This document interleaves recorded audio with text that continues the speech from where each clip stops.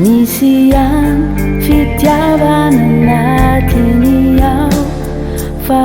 afaendrika fa ny hoazy alovao ny sisa rehetra manarakaraka tiany ihany aho raha vitako izay tiany atao de mba sambasambatra raha tsy manelingelina ny antsainy aho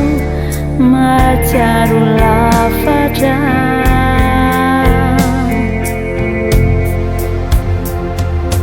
raha nitiny ny faniriny dia izy mpanjakako tsy mbadiso tsy meloka izy fizaono adalara tofo raha nitiny ny faniriny izao mpanompony manaiky mora fona ny didy lala mampilamindamina ny fiainany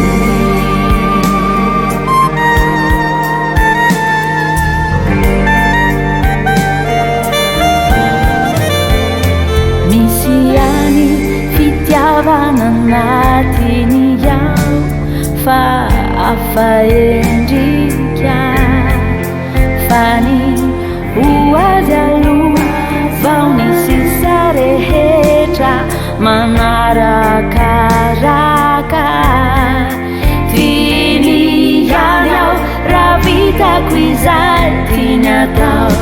de mba sambasambatra raha tsy manelingelina ny antsainy aho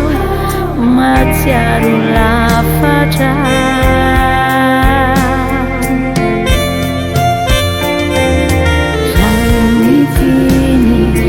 faniriny dia izy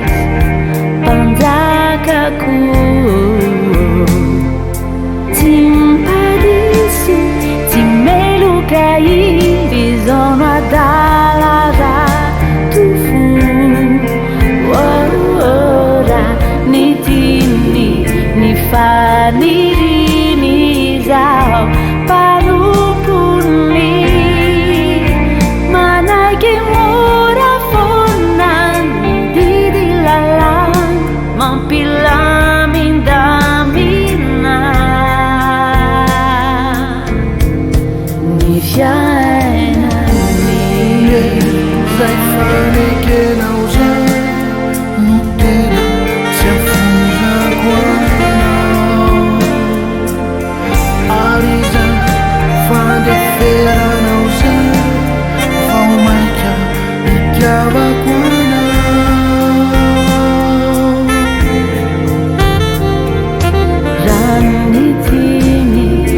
faniriny dia izy mpanjakako tsy mpadiso tsy meloka izy fizaono adalara tofo raha nitiny ny faniriny izao mpanompony manaiky mora fona ny